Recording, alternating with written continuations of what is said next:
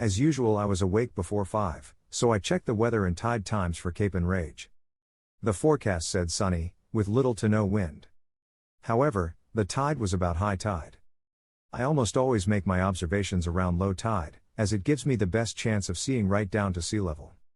I decided to go anyways, even though it would make for a really long day waiting for low tide. After I was wowed by the sunrise at Cape Enrage this morning, I made observations to 8 locations, 4 were looking northeast, and 4 looking southwest. Those globe-flattening observations will be in my next video. However, today is about what I could see from Dennis Beach just 10 miles up the road. Isle Haute is visible to the naked eye, it's 28 miles away, it's 328 feet high, and it is 1.5 miles long. Isle Haute was also my first proof that Earth is not a spinning ball in a vacuum. Let me show you how I proved that for myself. So, how did I become a flat Earth researcher?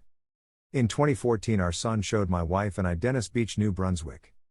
It has an open view looking over the Bay of Fundy, with a steep gravel hill going from 80 feet down to sea level.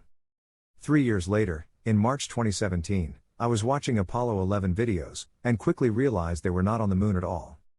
I asked why NASA would have to fake the moon landings, and got a lot of hate. Then a guy named Eric Dubé told me it was because Earth is flat, and left a link to 200 proofs for a non-rotating Earth.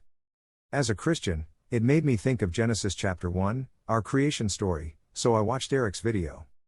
When I got to the section on Earth curvature calculators, I immediately thought of an island I would see from Dennis Beach, even when I was walking at sea level. I can see Isle Haute while walking Dennis Beach at sea level, where my eye level is only 5.5 feet above sea level. I have even put my camera on the sand, at sea level, and can still see the island. However, if we truly live on a spherical planet, we would never be able to see Isle Haute with an eye level below 20 foot above sea level. From 20 feet we might be able to see tree tops at the 328-foot high spot, but not without a good zoom camera. At this time I did not have a good zoom lens. By the way, when I put my camera on the sand, and still see the 328-foot high island, there should be 522 feet of the predicted Earth curvature blocking at 100%, yet I can see the island, which means it is perfectly level to 28 miles.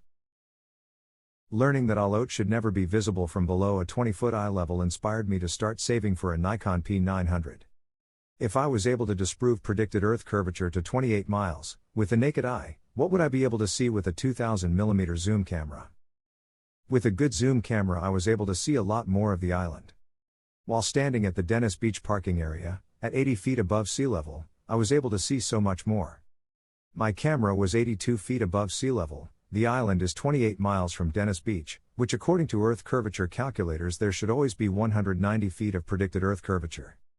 The 328-foot high island minus 190 feet of predicted Earth curvature equals 138 feet of island still visible, which I couldn't see until I had enough zoom. Notice how much of Isle Haute is still visible below the 190-foot curvature line. Not only does this disprove predicted Earth curvature to the island, but notice that the curvature line blocks the mainland of Nova Scotia, just to the right of the island.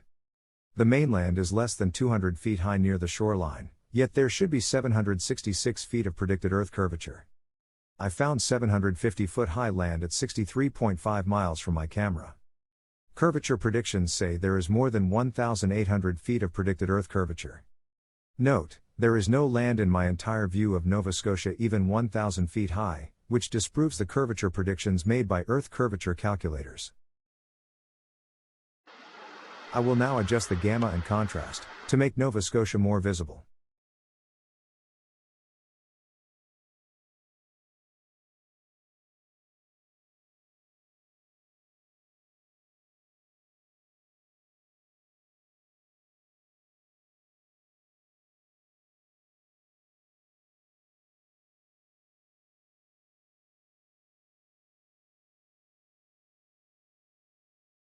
We are able to see Nova Scotia for miles down the coast, yet we should never see the mainland from this distance and eye level.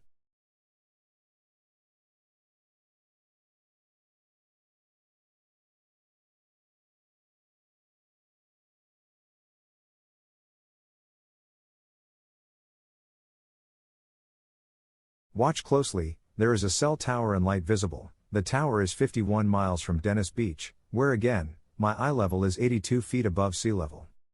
The land the tower stands on is 258 meters, or 846 feet, and the antenna height is 57 meters, or 187 feet.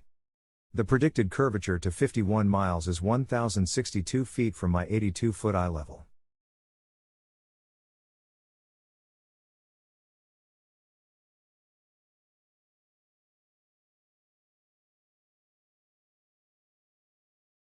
The details for this cell tower are as follows. Station location, NSC 213 East Arlington, Nova Scotia. Latitude, 44.9341. Longitude, -65.1945. Site elevation, 238 meters or 780 feet. Antenna height, 75 meters or 240 feet.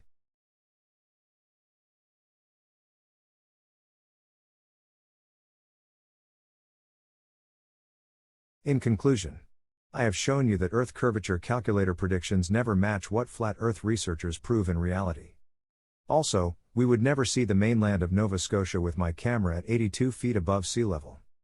Yet we do see the mainland, which disproves predicted curvature to the mainland.